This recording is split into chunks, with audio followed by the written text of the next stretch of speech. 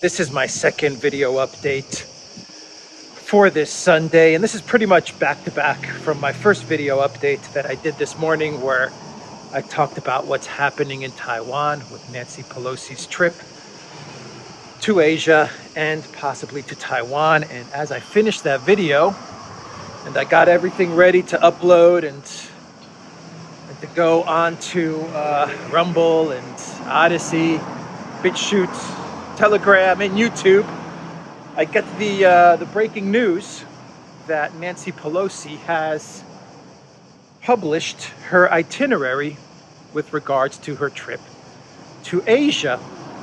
And so I said, you know what? Let me just knock out another video, because this is pretty relevant to my first video, where I said it looks like it's pretty much a certainty that Nancy Pelosi will be going to Taiwan. Well, her itinerary that she published, that she tweeted, is actually leaving Taiwan off the list of countries that she plans to visit in her Asia tour. Nancy Pelosi touring Asia. The Speaker of the U.S. House of Representatives, Nancy Pelosi, has revealed the schedule for her trip to Asia. And in a tweet posted on Sunday, Pelosi said she will stop in Singapore, Malaysia, South Korea, and Japan, where she will hold high-level meetings. Let me read you the tweets from Nancy Pelosi. It says, "I'm leading a congressional delegation to the Indo-Pacific to reaffirm America's unshakable commitment to our allies and friends in the region. In Singapore, Malaysia, South Korea, and Japan, we'll hold high-level meetings to discuss how we can further our shared interests and values." My God, values. It's all they talk about. Their values, their values, their values. If I had a quarter for every time the collective West used the word values, I would be a pretty rich guy. But yeah, everything's about values. Everything's about values, of which they have none. The Pelosis of the world have no values, but they're absolutely ready to go have meetings with other world leaders and talk about those values. Anyway, Taiwan is off the list, or is not on the list. Does this mean that Pelosi is not going to Taiwan? Possibly. Does this mean that they kept Taiwan off the list to kind of give them a way out, to perhaps maybe see how the Chinese react, kind of floated out there this statement and see the Chinese reaction to Taiwan not being on the list? Or is this just a way of kind of leaving Taiwan off the list because Pelosi's going to make a surprise visit to the island? Very interesting, no doubt about it. The Biden White House, the powers that be in the Biden White House, they are debating, fighting amongst themselves to see who's going to win out with this Taiwan start a war with China policy. And I'm sure there are people in the Biden White House who are saying, look, this is stupid. This is ridiculous. Nancy does not need to go to Taiwan. We're not accomplishing anything. This is reckless.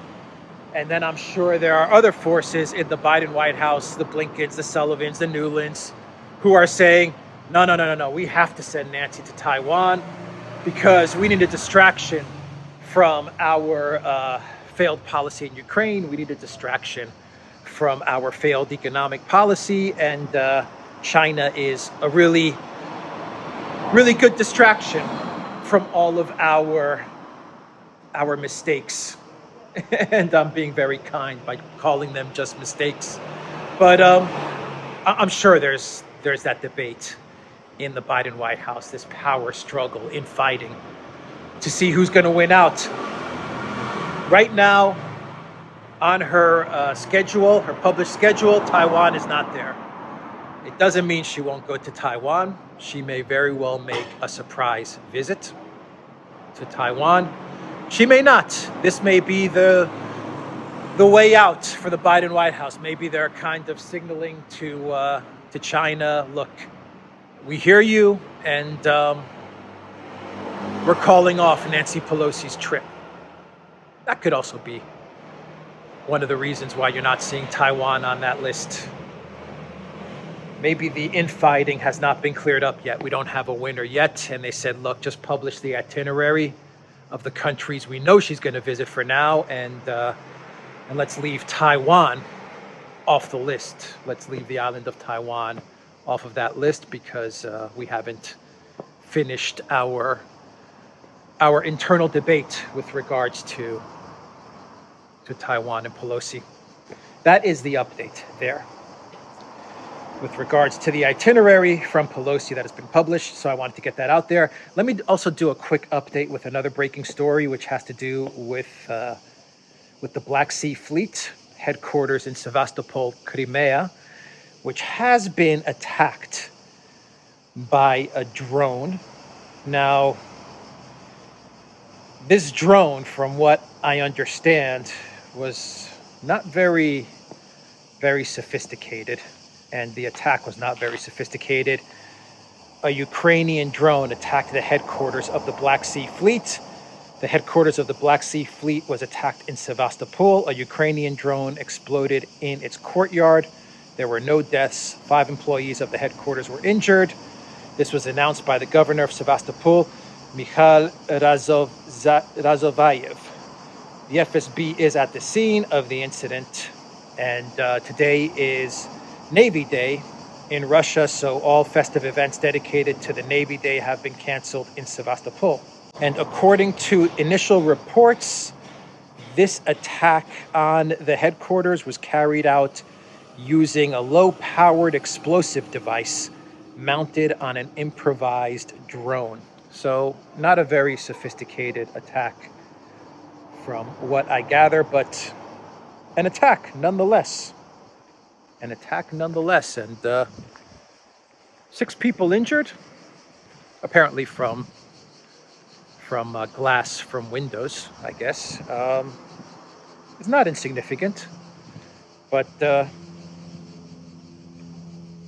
don't know if this will warrant some type of a heavy Russian military response to this, but I imagine they're going to catch the person who did this within a couple of days. It sounds like this was perhaps some sort of, I don't want to say inside job, but it sounds like this was carried out by someone or some people who are actually in the area in Sevastopol, and they put this drone together and they got it to explode in the courtyard. So that's what this sounds like. But I wanted to update everybody on that news topic as well. I'm certain that they will catch the person that or the people that concocted this ill-advised drone strike, drone attack. And I will leave it there. theduran.locals.com. Take care, everybody.